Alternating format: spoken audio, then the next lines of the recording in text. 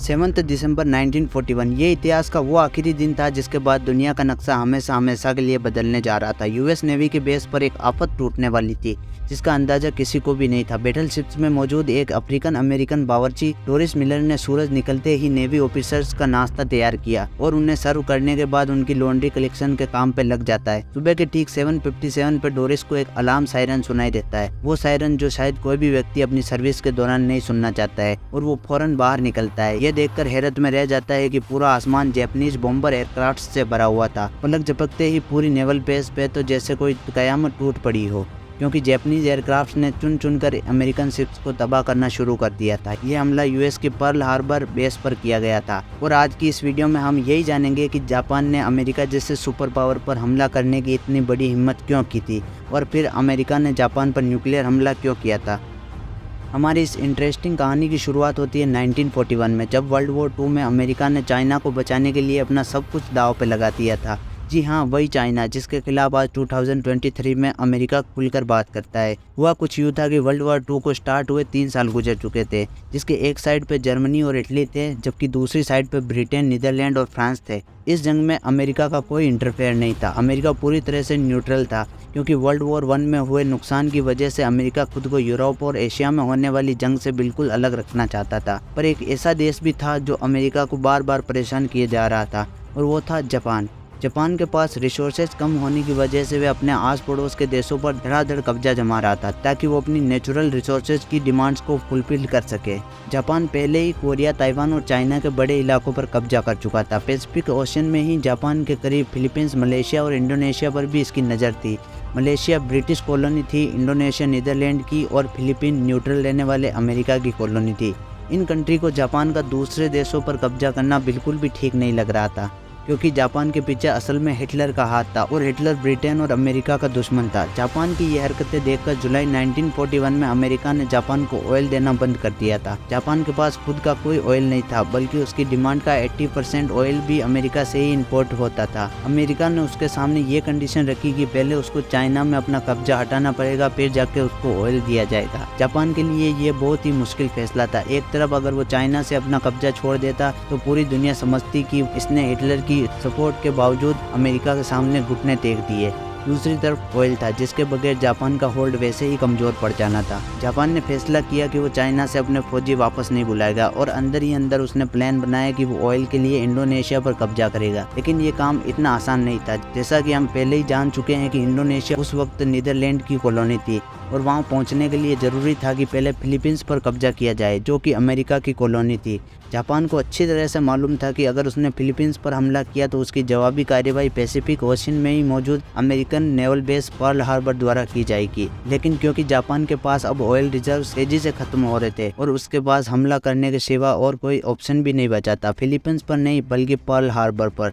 जी हाँ, Japanese military leader ने फैसला किया कि वो अमेरिका के पर्ल हार्बर बेस पे एक सरप्राइज अटैक करके पूरी बेस को ही उड़ा डालेंगे, ताकि उसके बाद जापान आसानी से फिलीपींस पर कब्जा कर सकेंगे। जापान अब चुपके से पर्ल हार्बर पर अटैक करने की तैयारी में लग चुका था। उसने अपनी फ्लीट भी तैयार करनी शुरू कर दी थी। 2 बैटलशिप्स, 30 सबमरीन्स, 30 डिस्ट्रॉयर्स और 414 बॉम्बर एयरक्राफ्ट थे। इन एयरक्राफ्ट्स को 6 एयरक्राफ्ट कैरियर के जरिए पर्ल हार्बर की तरफ रवाना किया गया। दूसरी तरफ अगर पर्ल हार्बर पर खड़ी अमेरिकन फोर्सेस का अंदाजा लगाया जाए तो इसमें 8 बैटलशिप्स, 59 एंटी एयरक्राफ्ट शिप्स, 4 सबमरीन और 390 एयरक्राफ्ट थे। देखा जाए तो अमेरिका के पास भी जापान का हमला नाकाम करने के लिए काफी फोर्स मौजूद थी, लेकिन इसके लिए जरूरी था कि इनको पहले से ही इस हमले की इंफॉर्मेशन मिल जाए। पर जापान ये अटैक हर तरीके से सीक्रेट रखना चाहता था, इसलिए जापानीज कमांडर ने फैसला किया कि हमले से पहले वो किसी भी किस्म की वायरलेस कम्युनिकेशन से दूर रहेंगे। जापान से निकलने वाली फोर्स करीब 8000 किलोमीटर का फासला तय करके अब पर्ल हार्बर से सिर्फ 370 किलोमीटर दूर थी, और यही वो पॉइंट था जहां से एयरक्राफ्ट्स को हमला करने के लिए टेक ऑफ करवाया गया। ये वर्ल्ड वॉर 2 का सबसे बड़ा हमला होने वाला था, जिसमें अमेरिका अभी तक शामिल ही नहीं था। 7 दिसंबर 1941 की सुबह को 7:57 पे 350 जापानीज एयरक्राफ्ट ने पर्ल हार्बर पर 2 अलग अलग ग्रुप्स में धावा बोल दिया। अमेरिकन जो इस हमले से बिल्कुल अनजान थे, उन पर तो मानो जैसे कयामत ही टूट पड़ी हो। जापानीज एयरक्राफ्ट के पहले ग्रुप ने गोलों की बारिश शुरू कर दी थी। 45 मिनट्स तक ये पर्ल पर्ल हार्बर पर हमला करते रहे और फिर वापस चले गए। पहले तो अमेरिकन सोल्जर्स को ये लगा कि शायद हमला खत्म हो चुका है, लेकिन 10 मिनट बाद बॉम्बर एयरक्राफ्ट का दूसरा ग्रुप आया और बची कुची नेवल बेस को भी गोले बरसाकर तबाह कर दिया गया। पूरे 1 घंटे 15 मिनट तक ये हमला जारी रहा, जिसमें जापान का पलड़ा हर तरीके से भारी था। अमेरिका की 20 वेसल्स, 8 बैटलशिप्स और 300 से भी ज्यादा प्लेन्स को खड़े खड़े तबाह कर दिया गया था।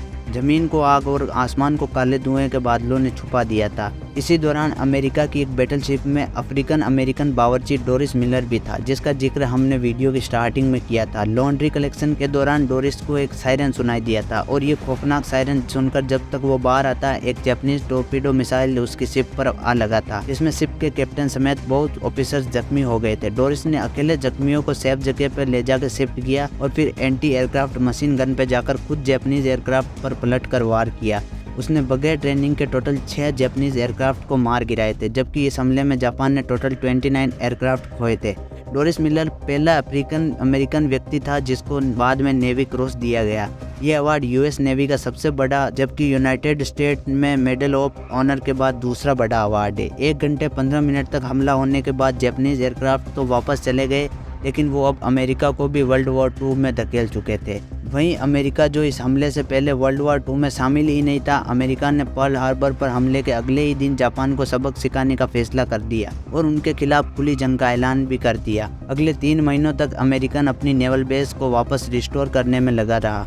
खुशकिस्मती से कई शिप्स जो शैलो वाटर में डूबी थी वो रिपेयर के काबिल भी थी, उनको रिपेयर कर लिया गया और वापस काम में ले लिया गया। 4 महीनों के बाद अमेरिका ने जापान पर वैसे ही हमला किया जैसे उन्होंने पर्ल हार्बर पर किया था। जी हाँ, अप्रैल 1942 में अमेरिका ने जापान के कैपिटल टोक्यो पर सरप्राइज अटैक किया और बम्बों की बरसात कर दी। ये अमेरिका को वर्ल्ड वॉर 2 में किया जाने वाला पहला हमला तो था, लेकिन इसके बाद अमेरिका रुका नहीं। अगले 4 सालों तक जापान और अमेरिका की लड़ाई चलती रही, जिसमें अब अमेरिका का पलड़ा हर तरीके से भारी था। जापान इस जंग में बहुत कमजोर हो चुका था, लेकिन वो किसी भी सूरत में हार नहीं मान रहा था। अमेरिकन के सामने सरेंडर ही नहीं कर रहा था। आखिरकार अगस्त 1945 में अमेरिका ने जापान के खिलाफ अपना आखिरी कार्ड इस्तेमाल कर ही डाला। 6 अगस्त 1945 को सुबह के 8 बजे जापान के हिरोशिमा शहर के ऊपर एक Boeing B-29 super fortress aircraft देखा गया। इस जहाज ने 4400 किलो वजन वाले लिटिल बॉय नामी बम को हिरोशिमा के ऊपर गिरा डाला। एग्जैक्ट 43 सेकंड के बाद एक जोरदार धमाका हुआ और सब धुंधला हो गया।